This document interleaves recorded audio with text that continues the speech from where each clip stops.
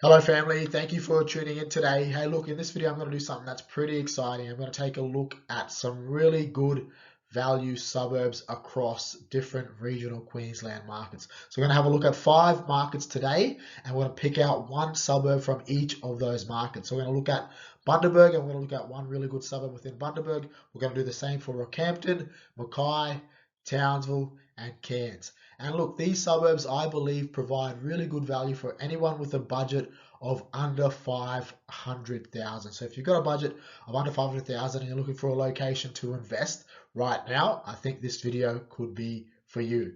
Let's go, guys. Okay, before we dive in, I'm just going to give the business a bit of a plug here. So my name is Troy Simbassini. I am the owner and head of research of Life Buyers Agency, and Capricorn Life is one of our subsidiary brands under the Life group of companies.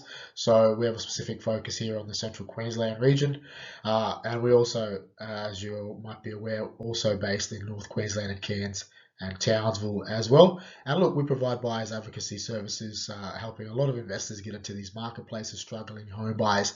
If you're someone that you feel as though you might need to lean on some local expertise and help you navigate these marketplaces, feel free to reach out to me and the team. Thank you, guys. So as I touched on earlier, I will be exploring 5 big regional hubs in Queensland: Bundaberg, Rockhampton, Mackay, Townsville, and Cairns. And we're going to be looking at individual suburbs within those locations, one of each location. And look, guys, we're going to be looking at basically those suburbs from a qualitative and quantitative data perspective to justify why these are good value suburbs right now. So we're going to be having a look at its median house price and what that compares to in terms of its neighboring suburbs. We're going to look at what you get for your money in terms of value when compared to other neighboring suburbs, and then we're going to give you kind of a lunch list of why we believe these suburbs are good investments from a qualitative and quantitative point of view. So look, guys, there's going to be plenty of qualitative and quantitative information we want to cover to really break down these good value opportunities. Let's dive in. All right, the first location, Bundaberg, and the first suburb we're going to dive into today is a suburb called Kepnock. And Kepnock is located roughly around 5 minutes, I'd say 5 to 7 minutes from the Bundaberg CBD, and I'd probably say another 10 to 12 minutes from the Bundaberg coastline and from places like Bargara. So it's quite a well located area, and it has a median house price currently of $475,000. If we dive into the suburb profile of Kepnock, we're really liking some of the point in time data right now when it comes to the suburb. It has about 2,000 dwellings overall, so it's not a massive suburb. It's quite a well-sized suburb. It has roughly around 70% of the people that live there being owner-occupiers, which is fantastic. That's what you want. You want that ratio skewed very close to 100% as possible, because that just means that the owner-occupier percentage creates really good stability, that they're higher owner-occupier percentage. You don't want too many investors owning assets in the suburbs you propose to invest. Has a median rental of about $495 a week, so close to $500 a week rent. Has a vacancy rate of 0.6%, so an extremely low vacancy rate, very low supply environment from a rental stock point of view. Listing velocity in terms of stock right now on market, 0.2%. So it's a very tight market now with very limited supply, and its days on market is 35 days. So that shows that demand is still very hot in the area. Properties are selling within the first few days of going onto market, averaging at around then 35 days. So all of this sort of point in time data, this sort of quantitative stuff is really looking good for the suburb. Now, from a qualitative perspective, why we're really liking this suburb is that if you look at Kepnock, it actually neighbours Kalki, and Kalki's median house price is $440,000, and it also neighbours Ashfield, which has a median house price of $665,000. So it's almost $100,000 cheaper than, I wouldn't say 100,000, $80,000 cheaper than Kalki, and it's just over or just under $200,000 cheaper than Ashfield. And look, guys, these suburbs are only the best part of 3 to 4 minutes apart from each other. They're not actually that far away from each other in nature. So look, that's why we think that there's some really good value here, because it's actually well located and well positioned to some suburbs that have performed really well in Kalki and Ashfield, and that have a lot of desirability and a higher median house price. So we think that the ripple effect, the price ripple effect, can eventually start to spill over from places like Kalki and Ashfield, if people are priced out of those suburbs, and move into markets like Kepnock. So that's where we see really good value for money. We also like it because it's an established suburb, so it's completely built out with good fundamentals, and that's really important when you're looking at suburbs. You want to have those solid fundamentals to make sure that if the market does slow down, nonetheless the suburb has still good fundamentals to ensure you get long-term growth, not just short-term growth. All the point-in-time data stuff, as I touched on before, like low levels of stock, low vacancy, low days on market, that's point-in-time right now, and that's going to give you really good short to medium-term growth. But when you get long-term growth, you really want those fundamentals, and we think that this suburb has those fundamentals. It's well located, it's close proximity to the beach still, it's close to the CBD, it's built out and established, and basically there's no new land supply in the area, so people have to buy existing stock there because that's the only thing that you can buy. So yep, look, same distance to virtually all the public amenity around town as well. As I said, they're only all 2 minutes apart, so Kepnock, really you don't go down in terms of location when you're in comparison to Kalki and Ashfield, because you can still get to the same schools, still get the same shops and cafes in the immediate area, because it's only 2 to 3 minutes apart from each other.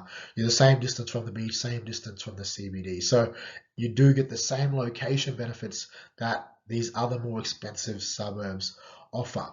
And what you'll find is that within this suburb as well, Kepnock, you can buy well under $500,000, but it still has some really good pockets where homes sell upwards of $800,000. But it hasn't really pulled up that median above $500,000. You can still get a lot more really good sub $500,000 opportunities, whereas in Kalki right now and in Asheville, getting sub $500,000 opportunities is very hard to get. And I've actually done a comparison down here. So you can see here, this property was recently sold in Kepnock. It's a 3-bedroom, 1-bathroom, 3-car on 1,900 square meters, and it was recently sold for $492,000. When you compare that to what you could get in Kalki for, you can't get anything in Kalki roughly for under 500 now, but close to 500. Really, you're only getting what is this? This is like a unit or multi-unit dwelling. So this is part of a complex where you're in a 5 or 6 unit complex, and they're all sort of adjoining walls and roofs, and you can get a 4-bedroom, 2-bathroom, 2-car unit for $525,000 in Kalki. So you can't even get a house in Kalki for that money anymore. You're looking at only buying units, where in the neighbouring suburb, only 2 minutes away, you can get a house still. And that's where I see the opportunity in Kepnock.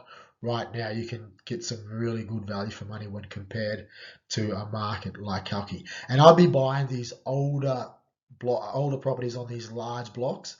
That's a really good thing about Kepnock. You get these older established properties on large blocks, either low set concrete, rendered brick, or brick veneer homes, or you can get these older weatherboard or hardy plank homes that are still in relatively good condition.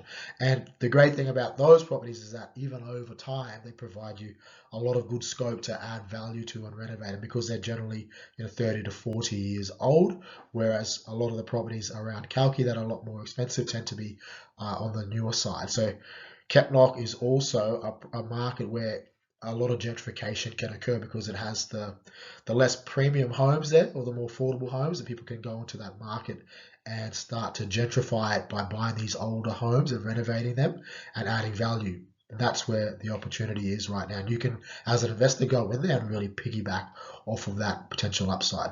So that's the first suburb, guys, in Bundaberg, Kepnock. Now let's take a look at Rockhampton, and the suburb we're going to look at in Rockhampton today is a suburb called Kawana, and it has a median house price of $427,000. So Kawana is located, I'd probably say, between 10 to 15 minutes from the Rockhampton CBD, and it's one of the largest suburbs on the north side of Rockhampton, or the northern part of the Fitzroy River. Rockhampton is virtually separated. Half of Rockhampton is separated from one side of the river, and the other side of the river, you've got north and south, and there's a bunch of suburbs on each side of the river, and Kawana sits on the northern side of the river. So you can see here some of the data in relation to the suburb right now. It has about 2,200 households, so it's quite a big suburb in terms of it relative to other suburbs, not only in Rockhampton but across regional Queensland. It's one of the largest suburbs. Has an owner occupier sorry, percentage of 62%. So that's a really good, strong owner occupier percentage. I probably would have loved to see it up around that 70%, but 60% is still relatively strong. Has a median rent of $490 per week. Has a vacancy rate of 0.8%, so it's a very tight rental market. In terms of stock levels, very, very tight, so 0.06%. And actually, when I looked at that listing velocity of how many properties come online in this suburb each month, it's only around like 3 to 5 properties a month. So, and right now, for stock levels to sit at 0.06, only one property in this suburb for sale. So extremely tight. And look, 16 days on market. So that just goes to show that things are selling very fast, and it is a hot market in very high demand. Now, all that point in time data is looking very good and suggests that right now it's a really good time to potentially invest in this suburb as well. But from a qualitative perspective, we believe there's some really good value here in this suburb, because if you actually look at who this suburb neighbours, it actually neighbours a suburb called Norman Gardens, which is on the north side of Rockhampton as well, and one of the sort of upper middle class locations, very desirable part of town, as well as Parkhurst. And you can see there that both of their median house prices respectively, so Norman Gardens sitting at $522,000, so that's about $100,000 more, and you got Parkhurst, which is $642,000, which is basically like close to $200,000 more expensive. And look, these suburbs all intersect with each other, so they're similar to what I said with Kepnock in Bundaberg. They're all the best part of 3 to 4 minutes apart from each other. So that's where we believe there is good opportunity and good value for money, because you should drive 2-3 minutes this way in one direction, you end up from Norman Gardens into Kawana. You can get a house, pretty much the same house, at $100,000 less, and that's where there is extremely good value right now. So we really like that. And look, Kawana probably doesn't have the same upper middle class demographic, or as much upper middle class demographic as Norman Gardens and Parkhurst, but it still has a solid enough demographic there that we believe can pay premium rents, can continue to put upward pressure on house prices as the market moves. And look, from a fundamental point of view, we think that Kawana also has good fundamentals. We think it's pretty well located. It has a lot of good desirable aspects to it, some leafy green streets, some parklands, some good schools in the suburb as well. There's Heights College, which is one of the popular schools in Kawana, or in Rocky for that matter, close to some shops, some good cafes. It's got a lot of good public amenity it's close to as well. And from a fundamental point of view, like overall, it's completely built out and established. There's no real new supply threats that can come into the market there. So those 2,200 households, that's all there'll ever be in the suburb, and people that want to buy in the suburb have to only contest with those opportunities there, because there's going to be no new supply, and that's what we like about it. And look, I touched on before that it doesn't have the same upper middle class demographic, or as much upper class middle demographic as Norwood Gardens or Parkhurst. However, it still has some really good pockets within Kawana where homes sell above $600,000 and even up to $800,000. I think there might have been one or two $1 million sales within that suburb as well. So it's not like a lower socioeconomic suburb. No, there's people there that are paid well, middle class families, and there's some premium pockets there where properties sell, a lot higher than the median of 427,000. And that's a trick as well. If you're investing in the area, you want to try and get as close to some of those better pockets as possible and paying well around that median house price. So you're finding a house that's on the same street as a $600,000 home, for example, in Kawana, and you're buying, your $420,000 house, and that's where you can get an outstanding result, and that's where the good value is in the suburb right now. And look, guys, I've just done a comparison down here where basically looking at the exact same house, only a few minutes apart, and it's the best part of $100,000 more. So we can see this property here in Kawana recently sold for $405,000. It features 3 bedrooms, 1 bathroom, 2 car on 600 square meters of land. And you can see over here, only a few minutes away, Frenchville. I'd probably say these houses would be at least 4 to 5 minutes apart, if that. And it sold for close to $100,000 more, $95,000 more. 3 bedroom, 1 bathroom, 2 car on 600 square meters of land, or 607 square meters, so only a slightly larger land parcel. But this is where we think the good value is, right? Is you can buy pretty much the exact same house, but for $100,000 less in the neighboring suburb right now, and get rents that are very similar, particularly vacant possession properties, because across Rockhampton right now, there's not a whole lot of variation in terms of what you can get in one suburb versus another when it comes to rent. You could that house in Frenchville probably will get around $550. This house in Kawana is probably getting around $510,000. Yet they bought it at $95,000 cheaper. So there's not really a lot of upside in paying more to get slightly more rent.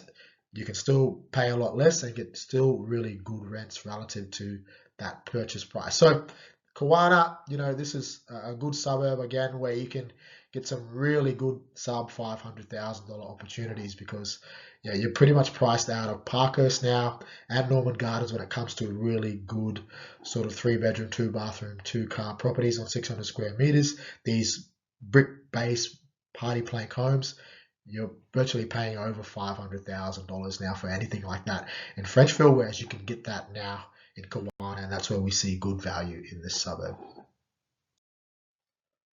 All right, moving north of Rockhampton now to Mackay. Mackay, so we've got North Mackay is the suburb here, guys, where there is some really good value, and it has a median house price of $427,000. Let's go through some of the suburb stats. Households, roughly 3,500 households, so it's a relatively big suburb when you actually compare it to the suburbs we just discussed, an extra 1,000 or so dwellings. So it's a lot bigger in size, and Mackay is a lot bigger than Bundaberg and Rockhampton. Also, just naturally, it has an extra, close to 80 to 100,000 people. So you'll find that these suburbs will be a lot bigger in nature. It has an owner-occupier percentage of 63%, so that's quite healthy. Obviously, you'd probably like to see it a little bit higher, but that just shows that it's not an area that's overly dominated by property investors. Rent per week is sitting at $460, which isn't as strong as some of the other suburbs in Mackay, and in comparison to those other suburbs we previously discussed in Rockhampton and Bundaberg. But however, this is still the median, and there's still many properties within the suburb that would be renting a lot higher than $460. Vacancy, super tight vacancy rate of 0.7%. Stock on market, 0.3%. Extremely tight there, guys. And days on market sitting at 26 days. So demand is very strong and properties are selling there very fast. Now, in terms of its value for money, so North Mackay actually neighbours a suburb called Mount Pleasant, and you can see here that Mount Pleasant's median house price is $552,000. So virtually, over 30 grand more expensive, and Beaconsfield at $549,000. So both of those suburbs are over $100,000 more expensive. And look, similar to what I said before about the other suburbs, still very close to all of the same public amenity, essentially the shops, the cafes, the CBD. That's actually probably one of the main reasons why I do like North Mackay in terms of where it is also located. It's literally the closest suburb on the northern side of the Pioneer River adjacent to the CBD. So you basically go across the bridge and you're there in the CBD in a matter of minutes. So from a location point of view, it's very well located. Also, it has, as I said, all the same public amenity and location benefits that come with living, you know, in North Mackay, and you get those same benefits the same as Mount Pleasant and Beaconsfield, just not with the same associated costs for property. And look, North Mackay as well, I'd probably say it's a big suburb and it's kind of divided up into different pockets, but there are some really good pockets in North Mackay where you can still get homes in excess of 800,000 up to 1.2, 1.3 million dollars. So it has a variety of different stock there, and obviously if you can buy that investment closer to where that clustering of better premium homes are, that's where you know the better demographic is, the better stock, and the premium homes are the more desirable part where people are willing to pay a premium. And obviously as that becomes more and more tighter, that ripple effect happens in that immediate part of the suburb, within that pocket of the suburb. But I really like North Mackay because, yeah, you can basically get a property a lot cheaper by the best part of $100,000 to $150,000 less than the neighbouring suburbs in Mount Pleasant and Beaconsfield. I've got a comparable here, so you can see this property here in North Mackay, sold on High Street for $475,000. A 3-bedroom, 3-bathroom, 4-car property on a large land parcel of 1,000 square meters. Now, if you compare that to this property in Beaconsfield, which sold around the same time for $515,000, but it features 4 bedrooms, 2 bathrooms, 4-car, similar land parcels. So that property in Beaconsfield sold for what, the best part of, I'd say, $50,000-$60,000 more. And look, this is only one comparable. You can go through and do similar comparables to what you can get in North Mackay versus Beaconsfield versus Mount Pleasant, and you'll find that there's just so much more value for money. And what we're actually finding in North Mackay, very similar to Kepnock in Bundaberg, is a lot of people are buying these older cottage homes on these larger blocks, and they're sinking money into them. They're renovating them, they're refurbishing them, they're redeveloping them, and it's just creating a whole gentrification movement in that suburb. So it is really, really good from that respect also, and that's one of the reasons why we like it, because when you think about the fundamentals of a suburb, it has that location, but also has that scarcity, and it only has 3,500 dwellings there, and that's all there'll ever be there. There might be some median density coming on in the future in that suburb, but from a household perspective, there's not a lot of options to choose from to be that well located at that price point in Mackay right now. So North Mackay, guys, really good value, and I'd be looking at targeting those older cottages and Queenslanders on those larger blocks. They range between sort of 350 up to around 450, 470, 480 right now, and you can, I promise you, you'll be getting some fantastic returns there from a capital growth perspective going forward. We are now in North Queensland, Townsville. So the suburb we believe has a lot of good value for money in Townsville right now is a suburb called Railway Estate. It has a median house price of $432,000. So for those who don't know Townsville too much or aren't familiar with the lay of the land, so Railway Estate actually sits adjacent to the CBD, pretty much on the southwest flank of the CBD.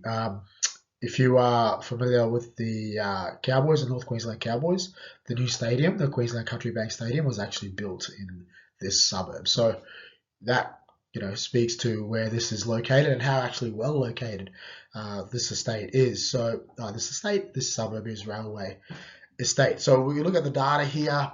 It has 1,700 households, so it's not a big suburb. It's actually quite a small, tightly held suburb with 1,700 households. Has around 60% of the people that live there own occupiers. Obviously, I'd like to see that a little bit higher, but again, it's still enough there to create good market stability. Rents are quite low here in the suburb relative to what you can probably get elsewhere, but I think Townsville just across the board is a bit slow. It's slightly behind Mackay, Rockhampton and Bundaberg at the moment. The best part of $60 to $70 per week. It has a lot of median rent catching up to do.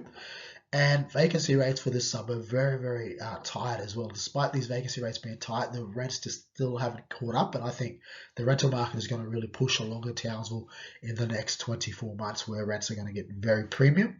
But look, from a vacancy rate point of view, in the suburb, very tightly held, so with not a whole lot of new supply. In fact, if you look at the listing velocity of how many properties come up in the suburb for rent each month, it's like between 1 to 5 properties. So next to nothing, right?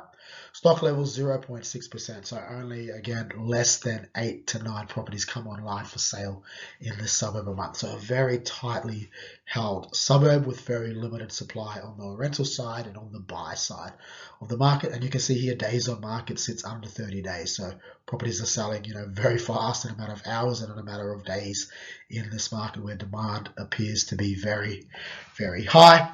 So look, Railway Estate, similar to what we've spoken about with those other suburbs, it neighbours some suburbs in a suburb called Adalia, which has a median house price of $566,000. So that's what, $150,000 more essentially. And North Ward, which is not necessarily its neighbour, but you got Railway Estate, you got the Townsville City / CBD, then you have North Ward. So Northwood is its neighbouring suburb, but it kind of is divided by the CBD. But I would class Northwood as its neighbouring suburb, because when you think about Northwood and Adalia, similar to Railway Estate, again, it still has all of the same location benefits. Like, you've got all of the amenity close by you in the city. In a matter of minutes, you're on Palmer Street, you're at Queensland Country Bank Stadium.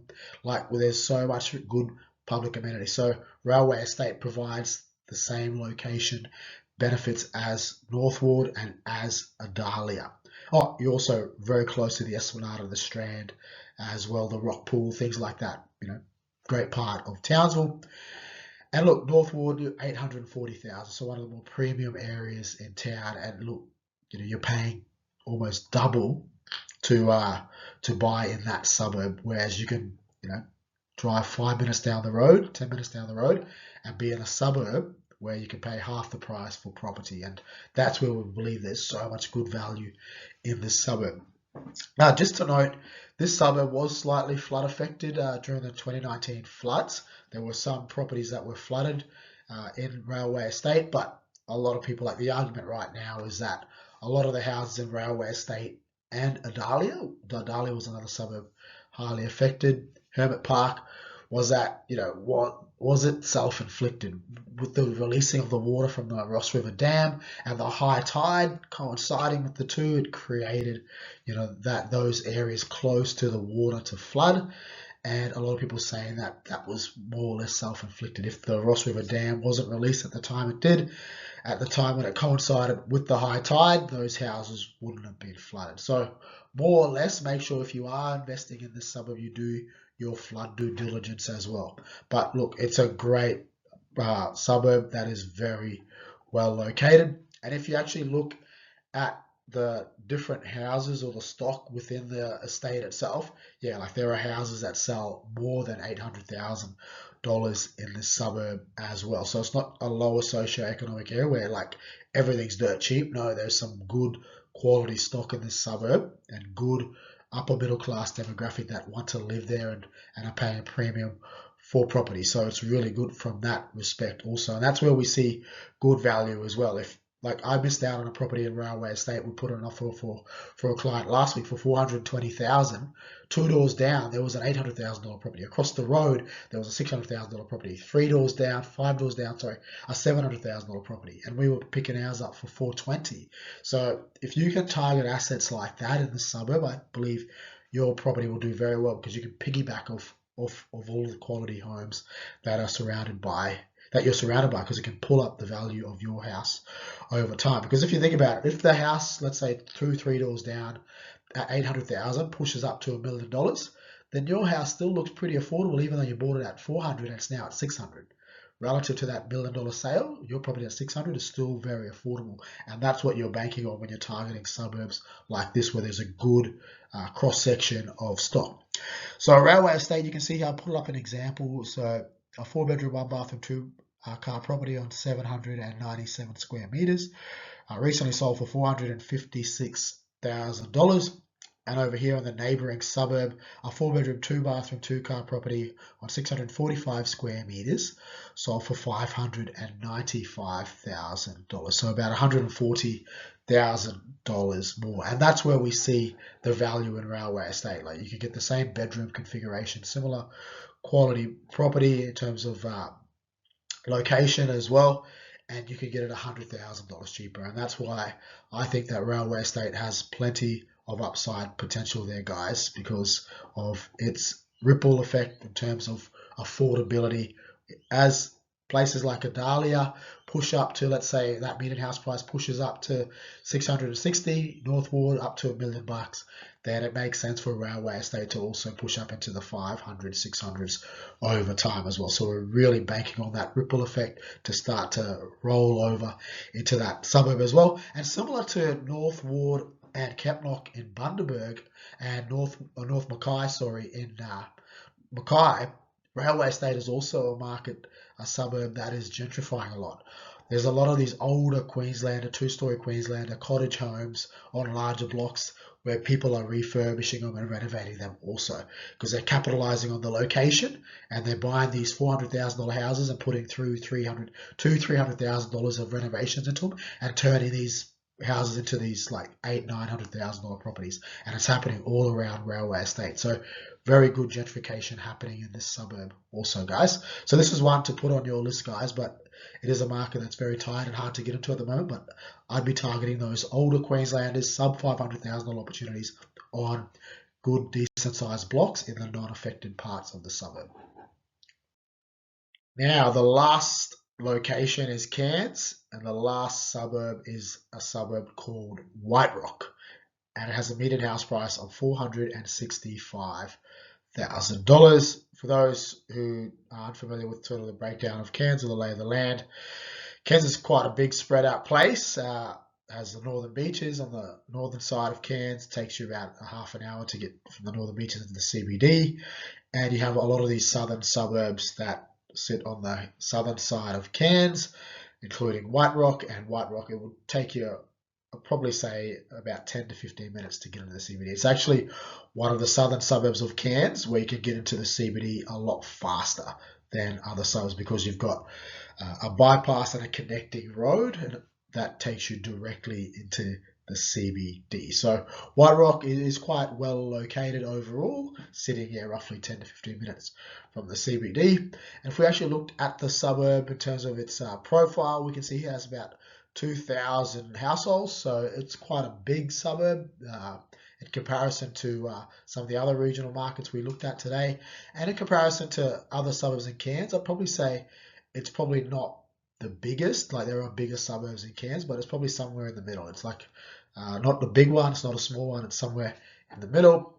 Has an occupied percentage of 64%, so yep, that's pretty strong there. Again, guys, as I said, you probably want it a bit higher, but still a market with a lot of good stability. You can see here that those median rents at $530 per week, one of the strongest we've seen in comparison to those other suburbs we've dived into just before. And Cairns, this is just a natural reflection of Cairns at the moment, is one of those rental markets that's very expensive right now, and it's ticking along at a very high rate where rents are rising very fast each quarter. And as you can see, look, the vacancy rates, that's putting a lot of upward pressure on rents at 0.5%. So that would mean that, 5 or 6 properties a month will come online for rent in this suburb. So very low velocity, and overall stock levels, 0.3%. So only a handful of properties coming online for sale there. Very tight supply, which is good, right? You want to invest in markets where there's really low supply, and demand is really strong as well. 33 days on market, so properties are going under contract within the first few days. In fact, I was talking to an agent there the other day, and he had a property put online 2 days ago, and he had 40 offers, and it was for a sub $450,000 property in the suburb. So a lot of investors sniffing around, and a lot of homeowners saw good value in this suburb as well. So that just sort of speaks to what's happening there on the ground right now. It's a very hot market. So look, guys, before I dive into all these points, I want to probably say another reason why it's not noted on this list is why I see good value in somewhere like White Rock, is because it was one of those suburbs that wasn't affected by the floods in Cairns recently. So the whole south side of Cairns wasn't affected by the floods. It was mainly the some of the northern beaches suburbs, some of the suburbs that sort of flanked the Barron River, that were highly affected, and the northern part, the southern part of Cairns wasn't affected at all. So that creates really strong demand, I think, going forward from a lot of the people in the local market.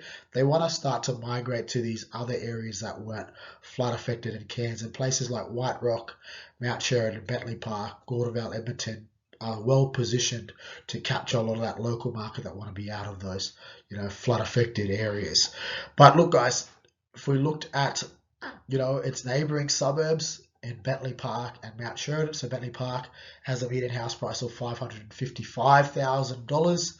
So basically $100,000 more expensive, and Mount Sheridan $576,000. So again, $100,000 more expensive. And if you looked at, where White Rock intersects with those suburbs, they're all, again, 3, 4, 5 minutes apart, and they're all sort of well connected to the same amenity there close by. The Mount Sheridan Shopping Centre, Trinity Anglican School actually sits within the White Rock suburb. You've got some shops, restaurants and cafes around the Mount Sheridan area, and then you can connect, into the CBD pretty quickly from those suburbs as well, and then you could be at Stockland Oval Shopping Centre in a matter of sort of 5 to 6 minutes as well from the suburb. So they offer this suburb, White Rock, offers the same location benefits as Bentley Park and Mount Sheridan, but you're paying a lot cheaper for property.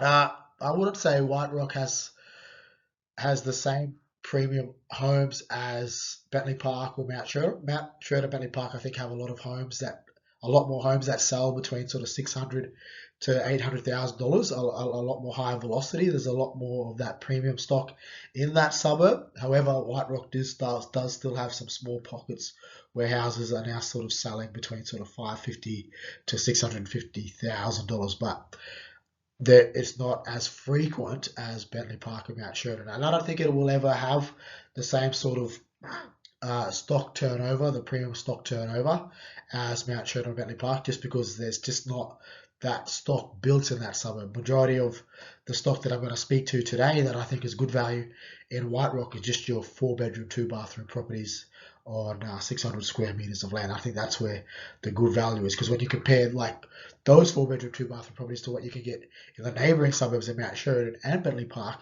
the value in this suburb is a lot better. But there's not a whole lot of, going back to my point, there's not a whole lot of high-end premium quality homes. And that actually comes back to the demographic makeup of the suburb.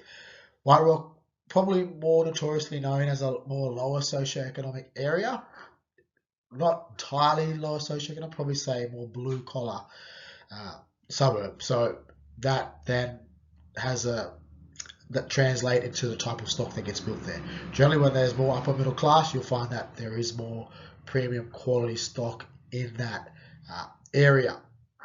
But unfortunately for White Rock, there's just haven't been enough upper middle class demographic. But what we're actually seeing is that White Rock is one of the smaller suburbs, even compared to Bentley Park and Mount Sheridan. So that price ripple effect. People are priced out of Bentley Park for 4-bedroom, 2-bathroom property. People are priced out of Mount Sheridan for 4-bedroom, 2-bathroom property, and they're seeing good value in suburbs like White Rock. And that's where I think, you're going to get really good upside in White Rock, because you can probably go further south in markets like Gordonvale and Edmonton and get a 4-bedroom, 2-bathroom property, but you're traveling an extra sort of 20 to 15 Ks out of town, whereas White Rock, you're a bit more central, you're a bit more closer to all the amenity that comes with living a bit more closer to town, and that's where I believe the value is. Rather than going out to Edmonton and Gordonvale to buy the same 4-bedroom, 2-bathroom property, I'd be targeting White Rock.